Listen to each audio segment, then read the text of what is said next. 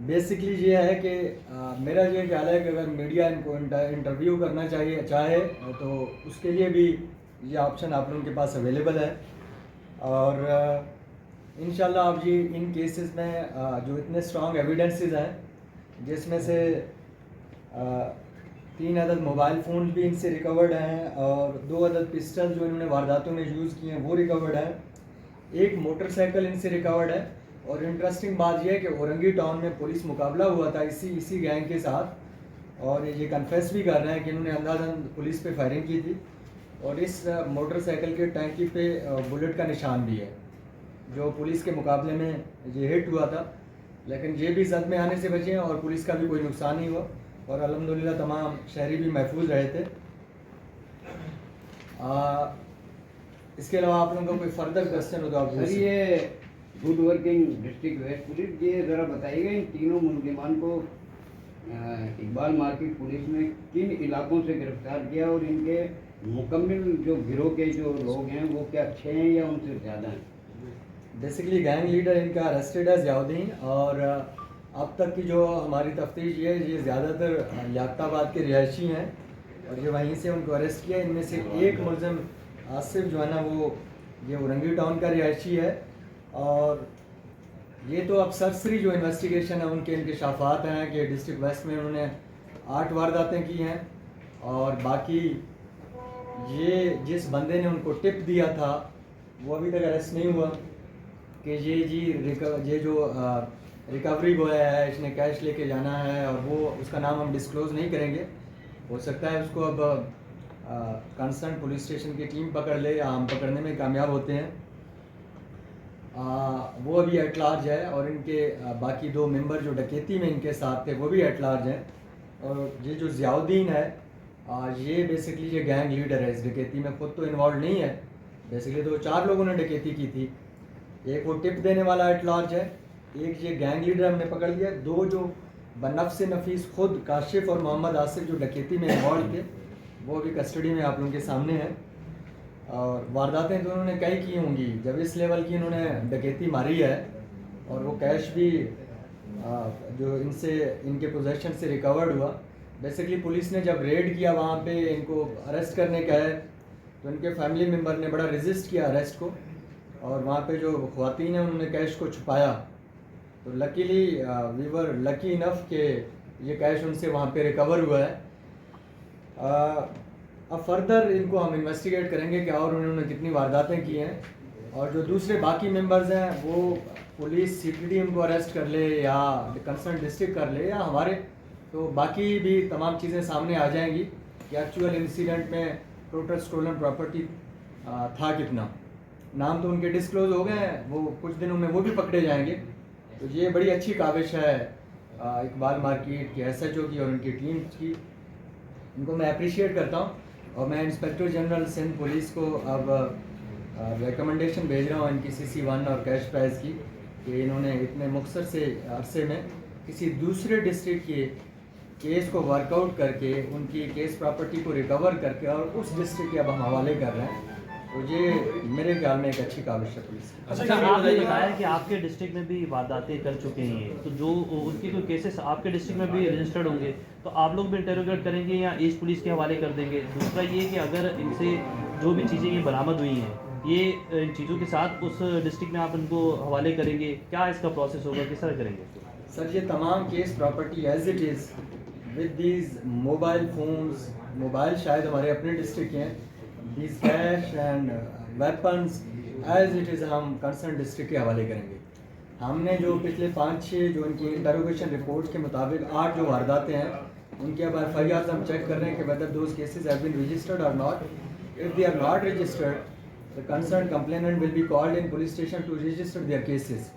तो फिर डेफिनेटली हम भी इनको रिमांड पे ले लेंगे और इनको फर्दर जो है ना कैरी ऑन करेंगे। अभी साहब ये बताइएगा कि आपने बताया जो उनका गैंग लीडर था ये असलहा सप्लाई करता था मोटरसाइकिल के, तो ये असलहा इसके पास कहाँ से आता था, कितनी मिकदार में इसके पास से असलहा मिला? आपने एक क्वेश्चन जो शो कराया है, मजीद और इसके पास से कहीं? अच्छा, और इसके साथ ये भी ऐड कर लें कि ये जो मुलजमान हैं इन्होंने जो वारदात की थी उसकी एग्जैक्ट अमाउंट क्या थी और रिकवरी उसकी क्या है, और इनका CRO आप लोगों ने पहले चेक किया होगा तो उसके अंदर क्या क्या चीज़ें पता चली हैं। मजीद कितने जो है वो उसके साथी हैं जो इसमें मुलव्वस हैं। और अब तक पूरे कराची में कितनी उन्होंने वारदातें करी हैं वो भी बता दें। अब तक पूरे कराची में कितनी वारदातें कर चुके हैं मुलजिमान? देखिए जैसे मैं पहले बता चुका हूँ, FIR में जो अमाउंट है 47,30,000 है। इनकी अपनी इंकशाफ है कि इन्होंने 24 लाख समथिंग की वारदात की है। पुलिस ने रिकवरी की है 9,50,000 की।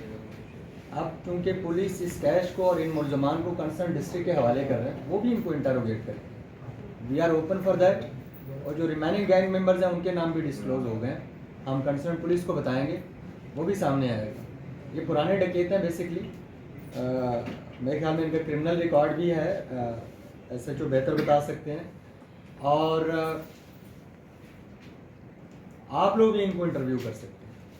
पर मेरा एक सवाल ये है कि जब ये पुराने डकैत हैं तो इसका मतलब कि पहले भी गिरफ्तार हुए होंगे, कमज़ोर प्रोसिक्यूशन की वजह से छूट के बाहर आते रहे, ज़मानत पर या वैसे भी। तो अब इस बात की क्या ज़मानत होगी कि आप भी जब इनको किसी और के हवाले करते हैं या आप इंटरोगेट करते हैं तो इनको कोई लंबी सज़ा होगी या ये फिर किसी अच्छे वकील की खिदमत हासिल करके बाहर आएंगे और फिर अपनी कार्रवाई शुरू करेंगे? खुर्शीद साहब, very well framed and pertinent question which you have asked. इससे पहले तो मैं खुद SSP इन्वेस्टिगेशन भी रहा हूँ और कोर्ट के मैटर्स को भी देखता रहा हूँ, मेरी अपनी भी अंडरस्टैंडिंग और ऑब्जर्वेशन रही है। लेकिन now right now what is happening in Karachi police and what we are doing, IG साहब हर महीने क्राइम मीटिंग करते हैं और आइडेंटिफिकेशन परेड पे कंसर्न डिस्ट्रिक्ट SSP और इन्वेस्टिगेशन दोनों काउंटर पार्ट से पूछते हैं। अगर मैं डिस्ट्रिक्ट वेस्ट की बात आपसे कर लूँ कि हमने कोई 274 एक्यूज्ड जो रॉबरी से रिलेटेड पकड़े हैं और उनको चालान किया, whether that was a road robbery, house robbery, street crime. उनमें से सिर्फ 28 बेल पे आए हैं और rest of all those cases they are all accused they are still in jail. उन्होंने अपने लॉयर्स हायर किए हैं but their lawyers fail to obtain bail for them. The reason behind this कि प्रोसिक्यूशन के लिए हम स्ट्रांग केसेस प्रिपेयर कर रहे हैं। अगर आप उसकी परसेंटेज निकालेंगे, ये कोई 88% बन रहा है जिनको बेल नहीं मिल रहा। दिस इज शोइंग दैट कि अब कराची पुलिस राइट डायरेक्शन पे जा रही है और ये मैं फैक्ट एंड फिगर्स पे बात कर रहा हूँ। और इंशाल्लाह with the passage of time जो हमारे जो 28 मुलजमान हैं राउंड अबाउट जो बेल पे हैं, उनके भी केसेस को हम स्टडी कर रहे हैं कि क्यों उनकी बेल हुई है। और बड़े सारे ऐसे केसेस हैं जिसमें हमने रिवीजन फाइल की है, जो लोअर कोर्ट है उसके जजमेंट को चैलेंज किया है कि इसको बेल आपने क्यों दिया है। एक ऐसा केस हमारे सामने आया कि रॉबरी का केस है, रिकवरी भी है और उसकी शनाख्त परेड भी हो चुकी है। तो डिस्ट्रिक्ट सेशन जज वेस्ट हैं उबैदुल्ला साहब, उनसे मैंने पर्सनली बात की, SP साहब गए हैं, हमने उस डिसीजन को चैलेंज किया, फिर रिवीजन फाइल की, उसकी बेल को हमने दोबारा कैंसिल करवाया। अब हम अपनी जो भी हमारी काविश है, एफर्ट है, उस पर हम पहरा भी दे रहे हैं। तो उसका नतीजा क्या निकल रहा है, what's the result, what's the outcome, वो ये है कि क्राइम में कमी आ गई है। शुरू में डिस्ट्रिक्ट वेस्ट में मैं आया था तो वायलेंट क्राइम में काफ़ी इजाफा था, डेली बेसिस पे हमें निकलना पड़ रहा था। अब ये आप सब दोस्तों के सामने है, earlier it was a challenge. कुछ लोग ये समझ रहे थे शायद कि हम कंट्रोल ना कर सकें, लेकिन अल्हम्दुलिल्लाह by the grace of almighty Allah और the faith which people are having on us, तो वी हैव प्रूव्ड आवरसेल्फ।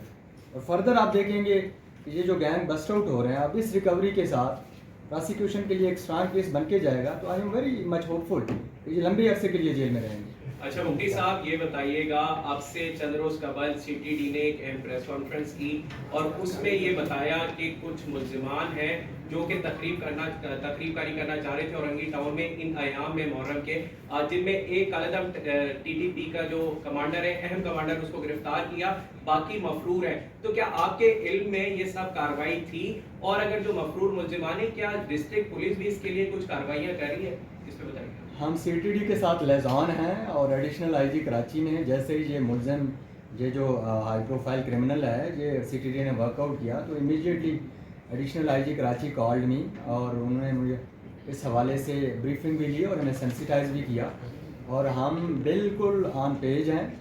और हमारे ओवरऑल जहाँ मुहर्रमुल हराम के जो 10 अय्याम हैं, इनमें टोटल हमारे 91 प्रोसेशन हैं और 888 मजालिस हैं और 2000 की एवरेज हमारी नफरी लगी हुई है, और हम बड़े विजिलेंट हैं इस हवाले से। और जो भी इंफॉर्मेशन हमें शेयर की गई है मैं इधर तो डिस्क्लोज़ नहीं करूँगा, and there is no need for panic. The things are in control. As such कोई घबराहट वाली बात नहीं।